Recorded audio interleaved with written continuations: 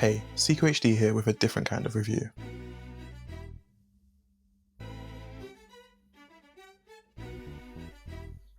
This is my iPhone 15 Pro Max. Normally you see reviewers review this with a bit of a lighter usage straight out of the box, but this is a bit different.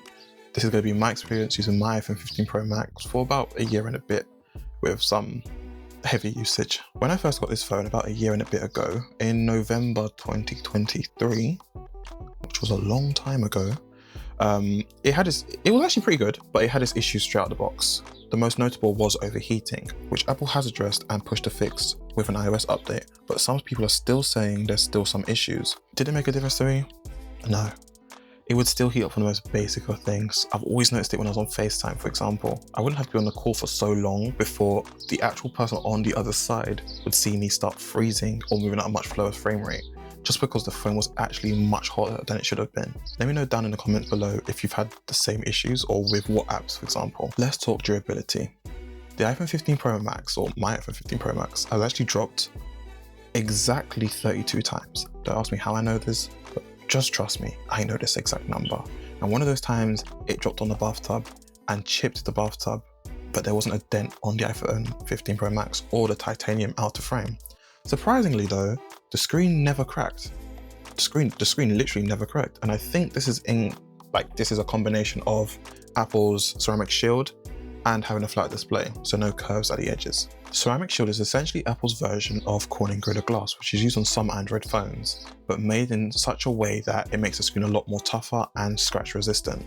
But it's definitely, it's a bit more correct on one of those claims. The titanium frame, in my opinion, is a really good design choice. It's a lot tougher. It's actually proven to be a lot more resistant to dents and scratches, and actually has held up to its looks over the past year, which is like, it looks really good after that time.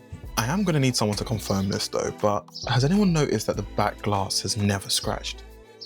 It's probably cracked, I understand that, but it's never scratched. I don't know, I don't think they advertise that they use the same glass on the back. So what is that glass? Because it has, look at the back of an iPhone 15 Pro Max or iPhone 16 Pro Max. It doesn't have a scratch, but the front has the most scratches known to man. Now let's talk about battery life and more of a hot topic, battery health.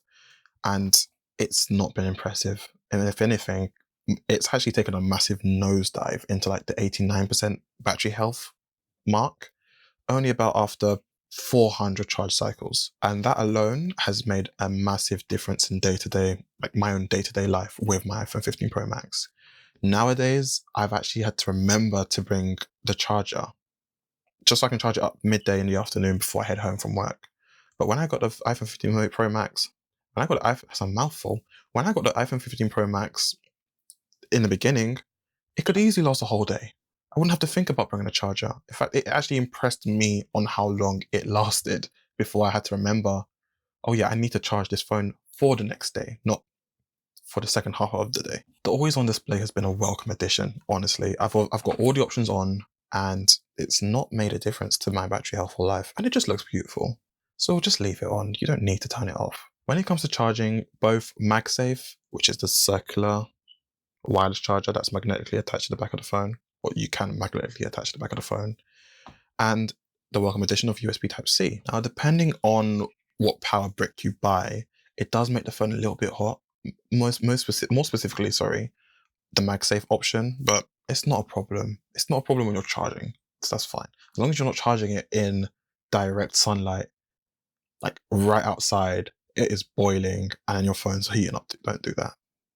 Just common sense. There is though a product from ESR, I believe. I'm not sponsored by anyway. Can't remember what the product name is. It'll probably be in the description or somewhere on this video, somewhere here, where I find it's quite cool. It's nothing to do with the iPhone, but I find this charger quite cool. ESR sponsor me. But it's a MagSafe charger and it's got fans in the back of it to keep the iPhone cool while charging. I find that pretty impressive. I don't know why Apple's not done that in the first place. USB-C has been something that Apple should have actually added a long time ago and just buried the lightning. Because now you could just plug in almost anything into your iPhone.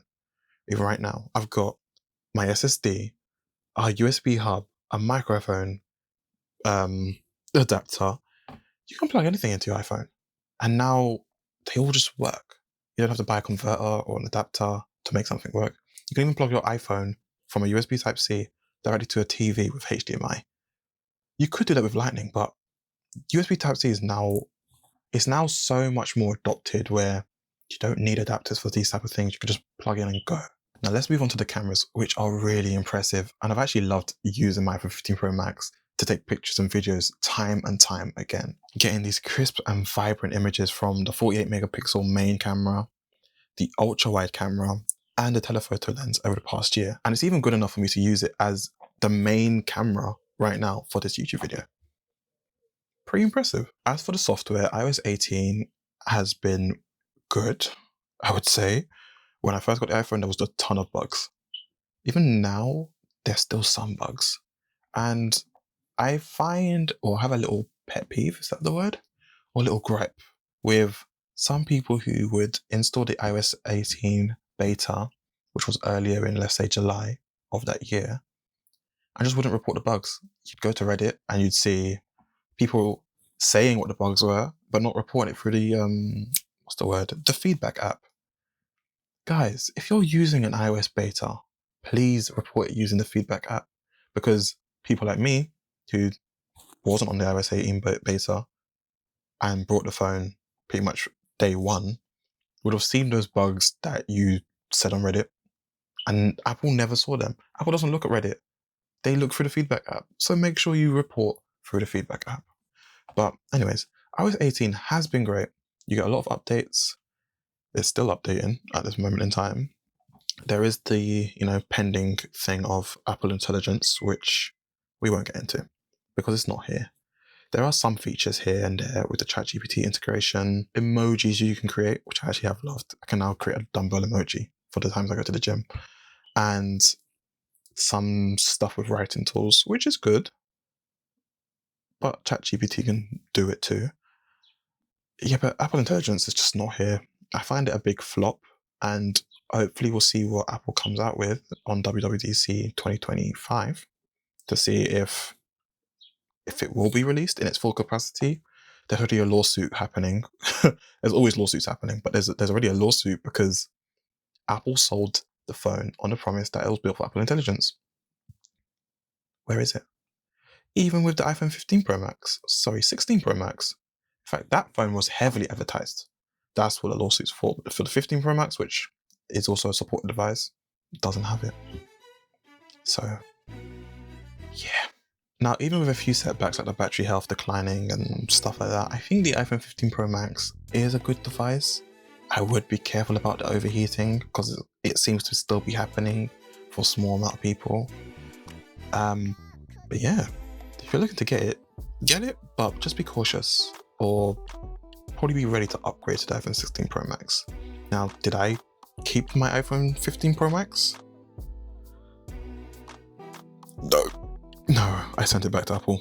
The overheating issue was too much for me. I use FaceTime every day. I can't not use FaceTime. I can't not just do the most basic things and have that phone overheat because I depend on the phone.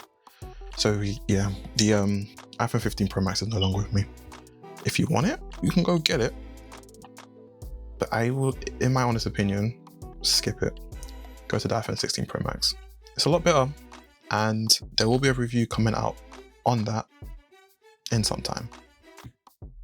But yeah, if you've enjoyed this review, like, subscribe, let me know down in the comments what could be better about this review, what could be changed, what was good, and also if those people who have experienced the back scratches, are they even there?